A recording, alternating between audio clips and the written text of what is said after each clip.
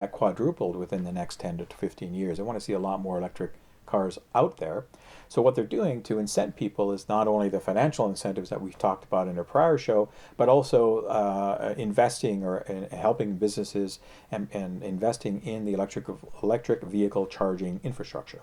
So we've got a map here that we put up, and you did some homework on that as well. Well, one of the questions I had was that there was going to be a large deployment of level 2 and level 3 chargers. Now, the level 2 is what you would typically put in your home. Yep. It's usually on the average of about 40 to 50 amp. Level 3 is the fast DC charge, so think things like superchargers. Now, other than superchargers, there's only really two big standards in North America, and that's the CHAdeMO system and there's combo CCS, which starts for combined charging standard. Right, and for our viewers, can you tell us what manufacturers use what? I know Nissan uses Nissan uses CHAdeMO on theirs. BMW as well? BMW's i3 uses CCS. CCS, okay. So there's two plug standards. And then the physical plug that goes into the vehicle. Is that CHAdeMO as well?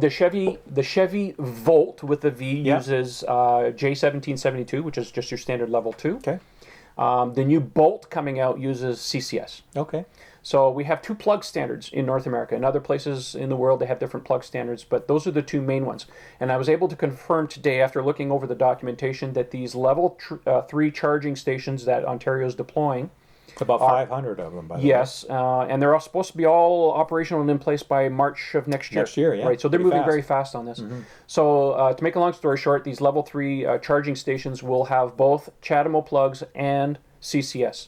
Now a Tesla, for those of you who are asking, Tesla has an adapter that you can buy. It's $450 US on their website, and it's a CHAdeMO adapter.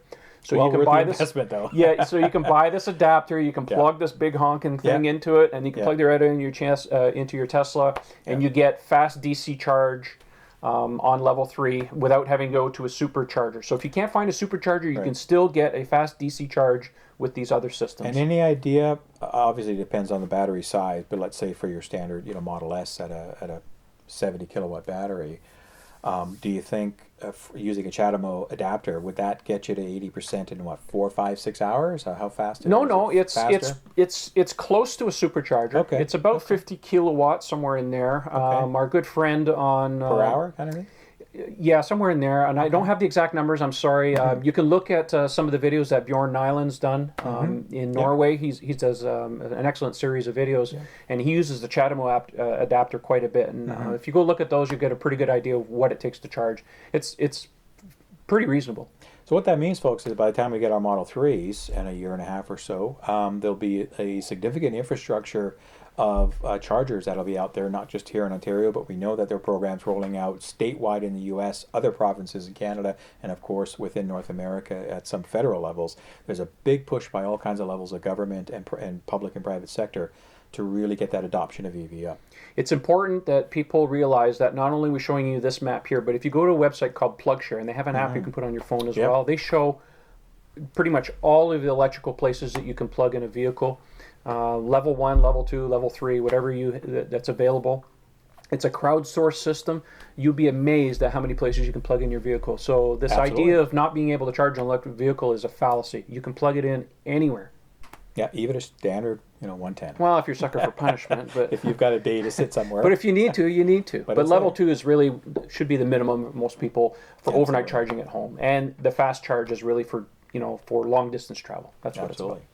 So that's it for a lot of the news that we've had. Let's get to some of our mailbags segment and some of the mail that we've had. What did we get, Ken? We had a question from Norman regarding the glass roof, and I was wondering if the glass roof would allow the use of roof racks and a cargo box.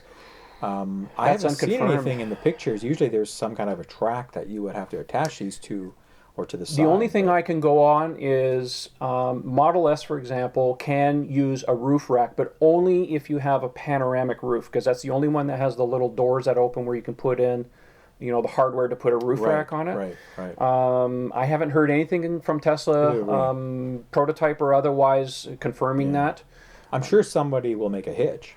So speaking of the hitch, yes, Elon did confirm that the Model 3 will have a hitch option. Good. So I think from that aspect, we may not see something on the roof, but we'll definitely be able to hook something up the hitch like a Model X. Yeah, so if you want to carry some bikes or something like that. Sure, absolutely. Class smaller hitch. Yeah, Class 2 hitch would be. Class 2 hitch would be good. Great.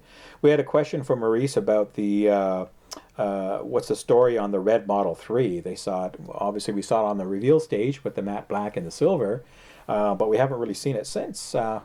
No, I know you've mentioned the word mule before. You want to explain all that to Okay, everybody? well, just so that people know, you're going to see a lot more of these mules driving around on the road in the coming months, because that's what's generally called a prototype or a pre-production car that's testing. We saw a lot of those last year with the Model X. So we're going to start seeing a lot more of this when Model 3 goes into pre-production stage, when they start testing them on the road. At the reveal event, Tesla showed 3 Model 3 prototypes. There was a red one, a silver one, and a matte black one. And I believe the black and silver were actually pushed in or maybe driven in. I'm not sure. No, they were under their own power. And those are the only 2 vehicles that we've seen being driven around. The red one probably didn't have a drivetrain or a battery in it. I do know from close-ups on the video that the wheels were chalked so that it didn't move, and it was fixed in place. That could have been an earlier prototype. I don't know what the deal is, but for the large part, what they're driving around is the black and the silver one. So just a visual element, so we could get an idea of the color and again of how it looked in with that body style. And we do know that there's probably going to be an ocean blue, because if you go to if you're a reservation holder, log into your My Tesla account, and you'll see a beautiful ocean blue Model 3 in there. It looks really nice. It is a nice color. I'm thinking about that. We have a question from David regarding the key fob that the Teslas come with as far as the remote. To open doors and things like that for it. He finds that sometimes it's annoying because it's pushing the button if it's in your pocket or whatever. Can you do that through an app on a smartphone? Maybe secured by fingerprint reader? And I think you haven't answered that question. So, well, the Tesla app that you can put on your smartphone, Android or iOS, does allow you to control a lot of the aspects of the Model S. And ostensibly Model X and Model 3. So yes, you can lock and unlock the doors. You can open and close things like the sunroof, precondition. You can even give someone access to the vehicle if they need to move it without having to need a key fob. There is a mode in there you can turn on. A valet or something like that? Well, there's also valet mode, but in the app you can actually unlock the car and allow someone to drive the car for a certain amount of distance or time, and I forget what it is, I'm sorry. So that you can use the vehicle without having the key fob on you, but the phone must be on you. You must be authenticated, and you must be inside the vehicle. We have a question from Grant regarding that he doesn't have the money to shell out $35K up front. Will there be financing options? Oh, absolutely. The short answer is it'll be just like any other car. Yeah, just like any other car. Lease it, buy it, and Tesla uses different companies, I think, for their financing options, if that's correct. If I remember correctly. We've got some questions on the incentives, and Frank had asked about the count from the U.S. incentives when it hits 200,000 or not. And what we'd like to do, Frank, is maybe just push you onto one of the videos that Trevor did earlier. If you look at the forum and look at the videos, I'll put a link in the show notes, or I'll put a link here on the screen. But you go through and you actually go in a lot of detail, not only on the Canadian incentives, but on the U.S. incentives. I have one video on the Canadian rebates, and I have another video for the U.S. tax incentives and how that works. Now, just to answer your question very quickly, because I know it came up, each manufacturer is given a 200,000 total vehicle count, EVs, that counts towards the tax incentive. It's not per vehicle, so it's not like 200 Model 3s, 200,000 Model 3s, 200,000 Model X. It's every manufacturer. So once, for example, when Tesla reaches 200,000 vehicles, that's when the incentive caveats and little things start coming into play. But if you watch the video, I explain it. It's fairly straightforward. And my understanding is Tesla is the only EV manufacturer that is making EV-only cars. So if we take away hybrids out of the equation, because we know that Nissan has hybrid cars and they have their all-EV Leaf product. Well, it still applies to vehicles, even if it's a hybrid. If there's a battery involved in the vehicle, it counts towards the tax incentive. Now, the tax incentive varies, in the U.S. as far as Canada. Like ours, our rebates are geared towards, the value of the vehicle, the size of the battery, so on and so forth. How many passengers? Things like that. So you really should talk to your tax accountant as far as what you qualify for and what you don't qualify for. It's just a different way of operating. But in the U.S., they have a vehicle count. Here in Canada, we don't have a vehicle count. It's just whatever's in the kitty to give out, and that's what it is. And our understanding, just to finish off on that, in Canada, they're going to continue on with these incentives for quite some time. We don't have at least till 2020. Our current incentive has been in place since 2010, and it's been extended to 2020.